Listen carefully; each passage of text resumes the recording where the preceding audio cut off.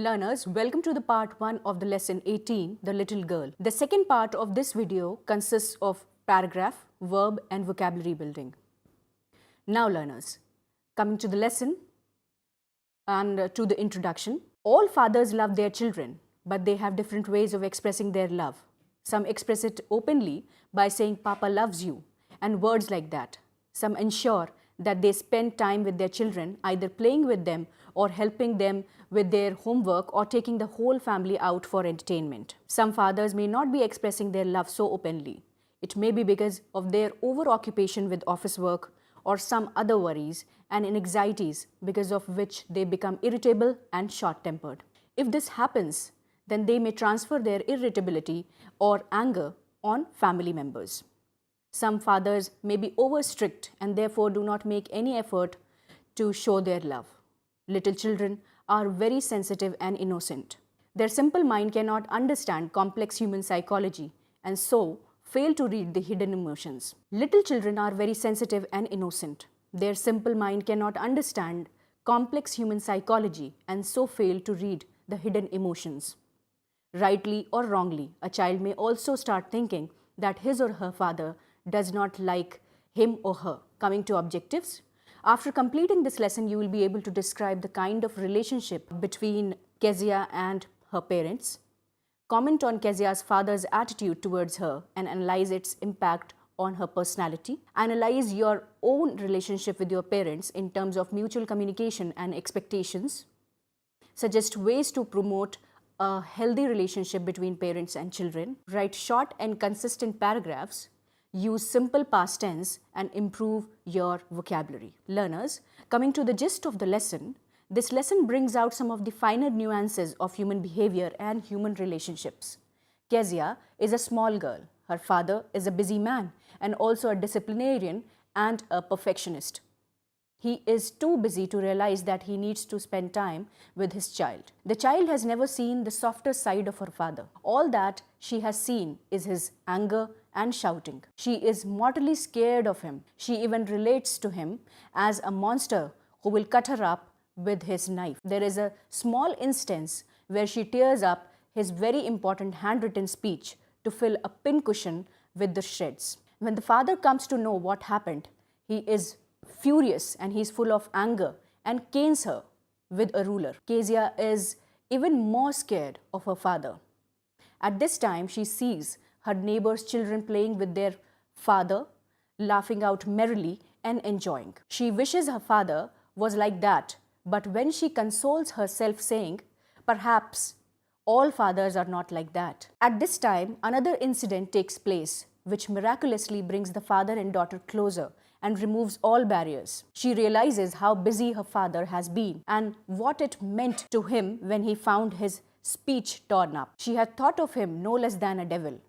But this incident made her realize that her impression about her father was totally wrong. Kezia's father is a strict man. One day, she cuts his important papers.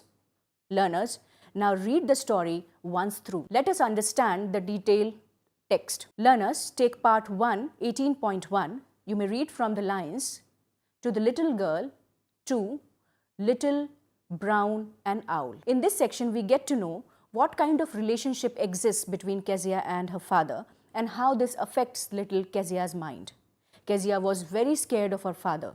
He was in the habit of giving her instructions or orders only, but he never revealed the softest side of his heart to her, except perhaps give her one casual kiss before leaving for office. All children crave for love. Kezia too craved for her father's love.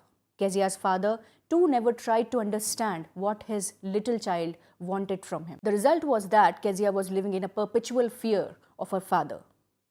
She felt he was a figure to be dreaded and feared. Kezia wanted his love and company, but the father only wanted discipline and obedience. He wanted everybody to be perfect, to accept things as they are, and hated being questioned. Living in an environment of perpetual fear, Kezia became underconfident and started stammering when she spoke to her father. The story begins with this sentence, to the little girl, he was a figure to be feared and avoided. This tells us what to expect in the story. To the little girl, the father symbolized fear. In other words, he was fear personified. Every morning he came to her room to give her a kiss, but that did not mean anything to the little girl. Neither did it change her opinion about her father. Why was it so? This was because all other times he was harsh, strict, and intolerant with everybody. A small mistake was enough to make him shout and even beat. He never played with his child, nor did he spend some happy times. He never spoke lovingly with anyone. So all that one got to see about him was his cruelty and harshness. One small kiss each day in the morning also lacked warmth.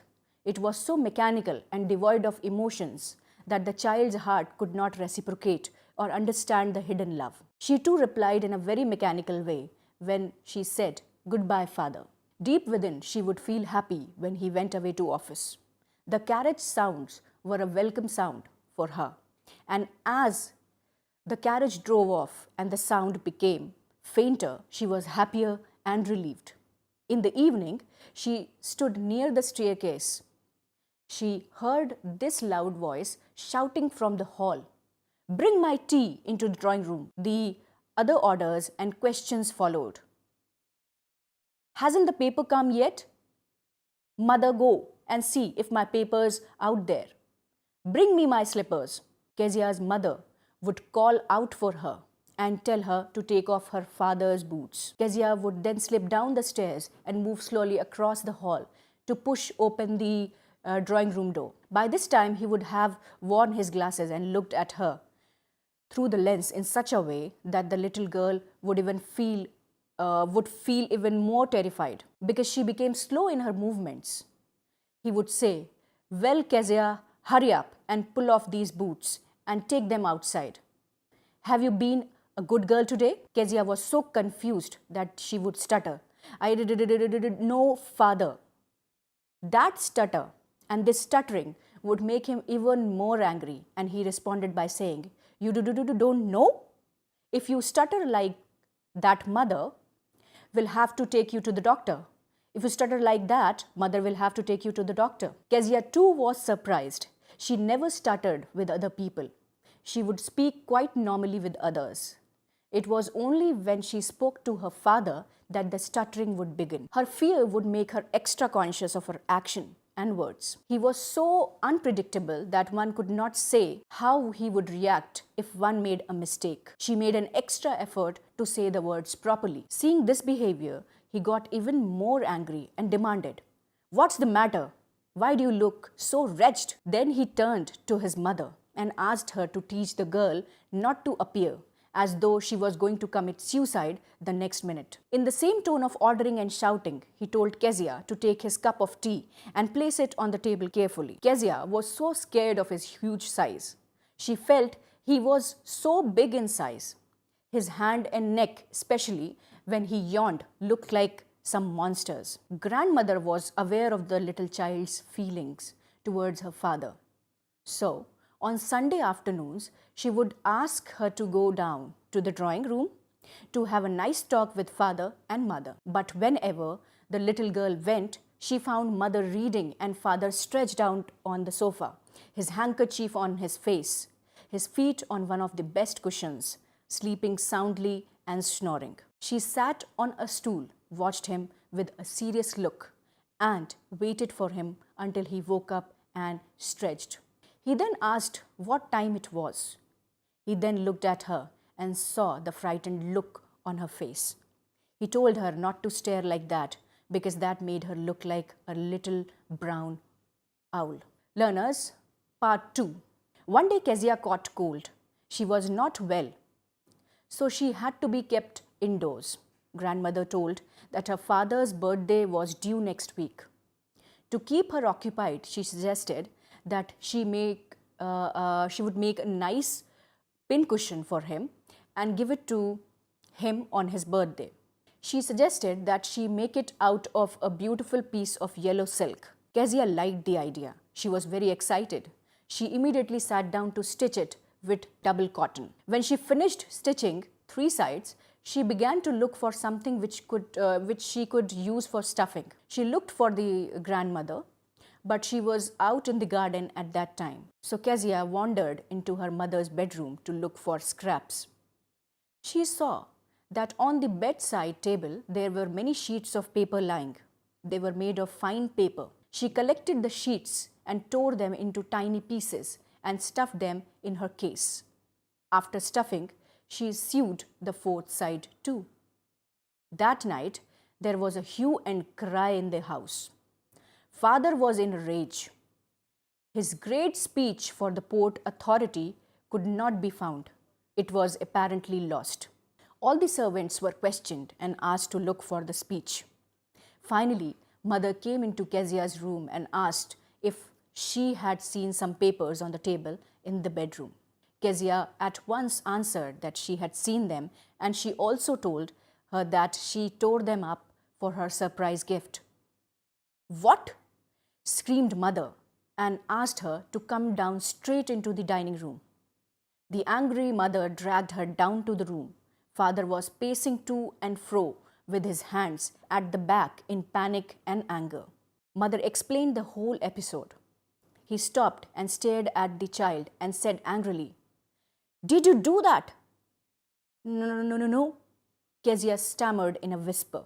He ordered his wife to go up to Kezia's room and fetch the gift. He also told her to put her to bed instantly, lest he is unable to control his temper. Crying too much to explain, she lay in the dark room, watching the evening light make a sad little pattern on the floor. Everything around her looked sad. By now, Father saw the irretrievable damage that had been done to his speech. He was very angry. He went up to her room with a ruler in his hand. He meant to punish her. A little later, Father came into the room. He had a ruler in his hands. "I'm going to beat you for this," he said. "Oh, no," she screamed and tried to hide under the bedclothes. Father pulled the bedclothes aside and ordered her to sit up and hold out her hands to cane her with the ruler. He wanted to teach her a lesson for life, not to touch things that did not belong to her. "But it was for your birthday," Kezia stammered innocently. Father did not listen to any pleadings but caned her with the ruler on her palms. Later, the grandmother wrapped her in a shawl and rocked her in the rocking chair. Kezia clung to her grandmother tightly. "What did God make fathers for?" she sobbed and asked. Grandmother gave her a clean hanky and asked her to blow her nose in it. She told her, "Go to sleep, pet. You'll forget all about in the morning." I tried to explain to Father, but he was too upset to listen tonight. But Kezia never forgot. She became so fearful of him that she thought each time he saw her, he would beat her with the ruler. So she would quickly put both hands behind her back and her cheeks would go red with fear and anger. It so happened that one day around this time, Kezia happened to peep into the neighbor's house. The McDonald's family lived there. They had 5 children. Looking through a hole in the fence, she saw all of them playing tag in the evening. The father with the baby Mayo on his shoulders, 2 little girls hanging onto his coat pockets, ran round and round the flower beds, shaking with laughter. Once she saw the boys turn the hose on him and tried to catch them laughing all the time. Kezia watched all this with a certain amount of sadness. Why could her father not be like their father? Then she consoled herself by telling herself that perhaps all fathers were different. One day, Mother took ill. Grandmother went along with her to the hospital. Kezia was left alone in the house with Alice, the cook. During daytime, it was not so much of a problem being alone with her. In the evening, while Alice was putting her to bed, she grew suddenly afraid. "What will I do if I have a nightmare?" she asked Alice. She told her that she often has nightmares, and whenever she has them, Granny always took her to bed. She said that she could not stay in the dark. She could hear scary whispers. Alice pulled her socks off and asked her to sleep and not to scream and wake the father. But Alice's words had no effect. In her wild imagination, Kezia saw the same nightmare that she saw each day. She would often see a butcher coming towards her with a knife and a rope, wearing a dreadful smile. Seeing this nightmare, she instantly froze out of fear. She could only stand still, crying out, "Grandma, Grandma." She woke up shivering and saw her father standing beside her bed. He was holding a candle in his hand. "What's the matter?" he said. "Oh, a butcher, a knife, I want Granny," Kezia stammered. Father blew out the candle, bent down and caught her up in his arms and carried her down the passage to the big bedroom. She saw a newspaper lying on the bed and a half-smoked cigar which was near his reading lamp. He put away the paper, threw the cigar into the fireplace, then carefully tucked up the child. He lay down beside her. Kezia was half asleep, still. And still she had the image of the butcher's smile in her mind, which gave her the creeps. She crept close to her father and snuggled her head under his arm and held on to his shirt tightly. Once she had the reassurance of her father by her side, the fear of the dark faded. It did not matter now. She lay still. Father too was tired. He slept before the little girl. This incident also becomes the turning point in the story and changes the equation between the father and daughter. Seeing her father lying down like this, a funny feeling came over her. She realized that her father was not big like a monster. She felt sorry that there was no one to look after him. She also realized how hard he had to work each day.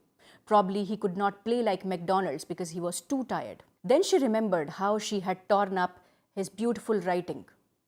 The thought made her sigh, but this time it was not a sigh of fear. It was a sigh of realization and guilt. She stirred suddenly and sighed. Father got up and asked, "What's the matter? Another dream?" "Oh," said the little girl, "my head's on your heart. I can hear it going." "What a big heart you have got, Father dear." The big heart does not simply imply size, but it is a literary expression to mean a generous person who forgets trivialities in life easily. Kezia had found the father's love, which all this time she felt she had been deprived of. Learners, over here, the first part ends. Thank you.